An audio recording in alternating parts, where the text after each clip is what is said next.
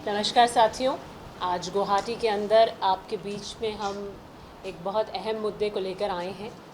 भाजपा के दिखावे और नाटक का जो खेल था उसकी असली तस्वीर हम आपके सामने के लिए आए हैं। भाजपा ने एक भ्रम फैलाने की राजनीति करी जिसका पटाक्षेप 17 तारीख 18 तारीख के सदन के अंदर आप सब ने देखा। महिला सशक्तिकरण के नाम पर जो पूरा खेल रचा गया वो कहीं पे निगाहें कहीं पे इशारा जैसा था। नारी वंदन के नाम पर संसद के स्वरूप को बदलने का खेल चल रहा था, जो कि एक राष्ट्र विरोधी षड्यंत्र था। निदा फाजली का एक शेर है, हर आदमी में होते हैं 10-20 आदमी, हर आदमी में होते हैं 10-20 आदमी, जिसको भी देखना है कई बार देखना।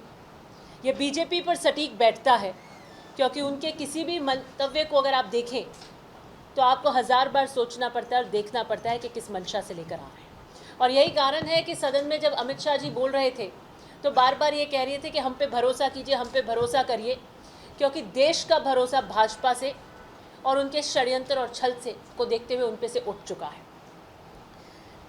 चेहरे पर नारी सम्मान का मुखौटा और सत्ता बचाने की बेचैनी, ये था असली खेल। बात महिलाओं की, और खेल चुनावी नक्शे को अपनी सत्ता को काबिज करने के लिए बदलने के लिए था। नारा महिला आरक्षण का और सत्ता की गणित का ऐतिहासिक छलावा लोकतंत्र के अंदर रचा गया। दिखावा नारी वंदन का, इरादे भूगोल के विखंडन के। प्रधानमंत्री जी ने महिला सशक्तिकरण के नाम पर ये बिल लाने से पहले विज्ञान भवन के अंदर भाषण दिया। उसके बाद में बीजेपी के ट्विटर हैंडल से बहुत सारे सोशल मीडिया इन्फ्लुएंसर्स से एक पूरा का पूरा प्रोपेगेंडा चलाया गया, एक ढोंग करा गया, महिलाओं के प्रति एक संवेदना के प्रति का एक आवरण बनाया गया, लेकिन उसके पीछे छुपा था परिसीमन का वो विषदंश। अखंड भारत, उत्तर भारत और दक्षिण की एकता को संकट में लाने वाला एक ऐसा विधायक वो लेकर आए। आपने सुना था 400 पार का नारा भाजपा दे रही थी, और वो आज पता लगता है कि 400 पार उन्हें क्यों चाहिए था। उन्हें किसी भी संविधान संशोधन के लिए 2/3 बहुमत के लिए और अपने ऐसे मंसूबे पूरे करने के लिए 400 पार का आंकड़ा चाहिए था, और देश की सजग जनता ने उन्हें बहुमत नहीं दिया। वो 240 पर उठे, और बिहार और साउथ में चंद्रबाबू नायडू जी की 2 बैसाखियों के तले आज वो सरकार चल रही है। आधी आबादी, महिलाओं का हक, पीआर टैक्टिक्स, शकुनी की चालें, अब ये सब समझ चुके हैं। सबसे पहले हम बात करते हैं कि 30 महीने बाद अचानक यकायक भाजपा का हृदय परिवर्तन क्यों हुआ। उनकी नीयत और उनकी सरकार की मंशा क्या थी। सितंबर 2023 के अंदर नारी शक्ति वंदन अधिनियम सर्वसम्मति से पारित हो चुका है, और उस वक्त आदरणीय सोनिया गांधी जी ने, आदरणीय मल्लिकार्जुन खड़गे जी ने बहुत पुरजोर तरीके से पैरवी करी थी, और ये कहा था कि आप इन्हें जिस तरीके के माया जाल में बांध रहे हैं वो मत करिए, इसे तुरंत बिना शर्त के लागू कीजिए।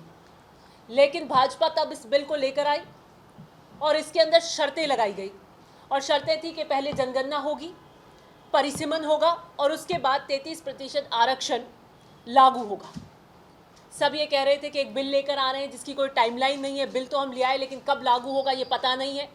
और उस वक्त भी कांग्रेस और विपक्षी पार्टियों ने बड़े मजबूती से ये कहा था कि हम आपके साथ हैं, इन शर्तों को हटाइए, इस बेड़ियों और जंजीरों से एक ऐतिहासिक क्षण देश के लिए हमारे बीच में आप ऐसा निर्णय लीजिए। लेकिन नहीं, जनगणना और परिसीमन की जंजीरों में महिलाओं के अधिकारों को बांधा। नियत साफ होती तो 2024 में लागू करते, बिना शर्त लागू करते। 33% मौजूदा जो सीट है 543 उसमें लागू करते। अब 30 महीने बाद में अचानक संविधान संशोधन लाना नियत नहीं, नियति से डर है। वो भविष्य देख रहे हैं कि आज 240 दिया है, आगे 29 का चुनाव है, 2029 का, 30-34 में सरकार में क्या होगा नहीं होगा, 2029 में सरकार बनती नहीं दिख रही है। कहाँ से महिला और हमारा ये पूरा मंसूबा कैसे पार होगा? और इसलिए ये लेकर आए हैं। महिला सम्मान नहीं, गिरते हुए जनाधार को बचाने के लिए ये उनका आखिरी शगुफा था। क्या था मुद्दा? प्रधानमंत्री जी आ रहे हैं, बात कर रहे हैं, पूरी बीजेपी ने अथाह पैसा महिला आरक्षण के नाम पर लगा दिया। मुद्दा महिला आरक्षण नहीं था, एक फ्लॉड डिलिमिटेशन लेकर थोपना चाहते थे। वो एक ऐसा परिसीमन थोपना चाहते थे जिससे वो हमेशा ये सुनिश्चित कर लें कि वो सत्ता में बैठे रहें। 2011 की पुरानी जनगणना के आधार पर सीटों का फेरबदल करना चाहते थे। आज आप और हम सब समझते हैं कि आज 2026 चल रहा है। 2011 से 2026 में परिस्थितियां कितनी बदली होंगी? जनसंख्या में वृद्धि हुई है, सामाजिक ढांचा बदला है, जातीय संरचना बदली है, आर्थिक हालात बदले हैं, व्यापक पलायन हुआ है। इन सब को नज़रअंदाज करते हुए अब वो 2011 की बात कर रहे हैं।